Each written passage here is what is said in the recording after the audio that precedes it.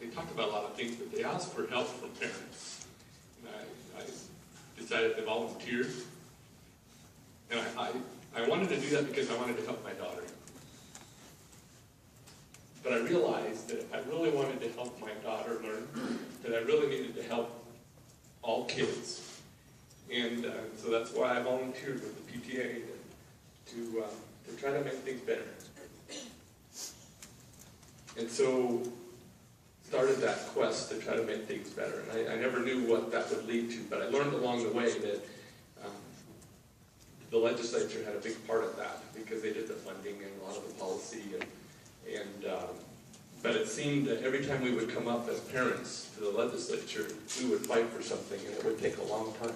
I finally realized it'd take 10 years to do something, and then sometimes you do something and then you go backwards. You work for 10 years and all of a sudden you come back. This session has been different than other sessions because we were talking about actual education policy and not fighting about whether something works or doesn't work, but just how do we figure out how we can get it done. And that goal to make things better for my kids, and of course I had 4 other kids since then, seems like it's taken a long time to get to this point, but this is a wonderful day.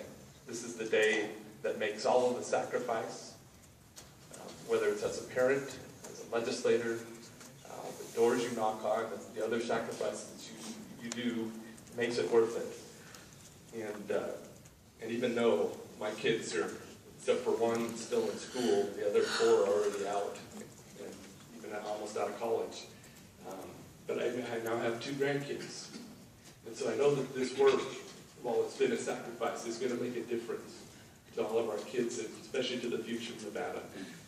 I want to thank the governor for his courageous move, and the Republicans, for that matter, to step forward and be able to do what we've been saying we need to do for many years. And so it's been a wonderful experience to be able to fight together to make sure that the policy is right, to make sure that the funding and those things. This isn't going to fix everything, but this is a tremendous step. I want to thank all of my colleagues in both houses for being able to step up to make this a better Nevada for all of our kids. And I'm grateful for this day that I have looked forward to, where I can stand for something that really is going to make a difference in our future. Thank you. Thank you very much, Senator Dennis. Senator Smith.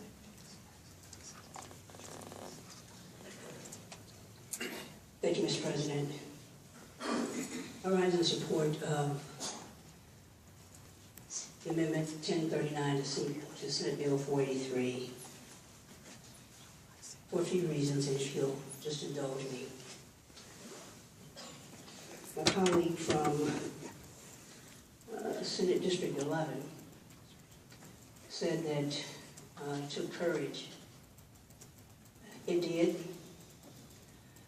But on the other hand, I could do no less, because I watched during the last session as we started and stumbled and started and stumbled in terms of how we would fund education. And at the close of last session, I thought about a metaphor that many people have heard me say, and I used this more than 3 years ago when I decided to run for this office. With respect to education, people saying you can't fix education by throwing money at it. And my response has always been, we don't know because we've never tried it. We put $1 in and take 75 cents out. And so we've got to do this the right way.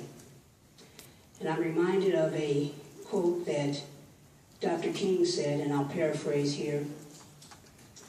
The measure of a person is not where they stand in times of comfort and convenience. It's where they stand in times of chaos and controversy. I was one of 7 women who were the first branch transferred into a combat support unit. As an African American woman, I understand difficulty and I understand what it means to persevere. And so this fight for me was nothing new, but it was something that had to be done. I'm very appreciative of Governor Sandoval and his staff for listening, and at the very end, incorporating some of the ideas that I suggested. People asked, when 378 didn't make it out, said, what do you think? Well, you know, that's just a number, but the ideas are still alive. Today is proof positive of that. I also want to thank my Democratic leader for his leadership. Some people lead by fear and intimidation, but he is a true leader because he leads by example and explanation. So thank you.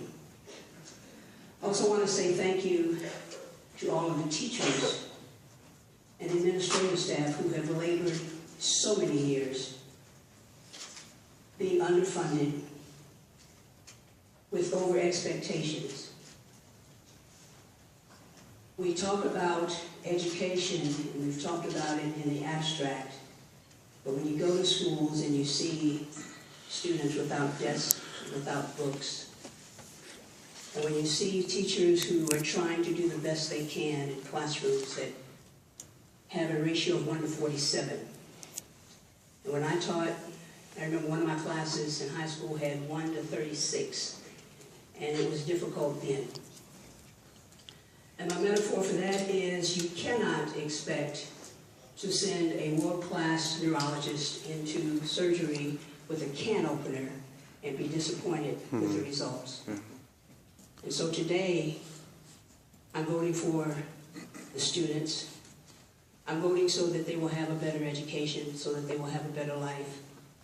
But I'm also casting my vote for the thousands of teachers who have stayed the course in the classroom when we have vilified them, when we have placed expectations upon them that no one could have achieved. But they stayed there anyway, not for the money, but they stayed there because they felt the calling to education. And so with this vote, I certainly hope that now that we have the money, that we would take the courage to begin to thank those teachers for what they have done and to improve our outlook on who they are and the sacrifices that they have made.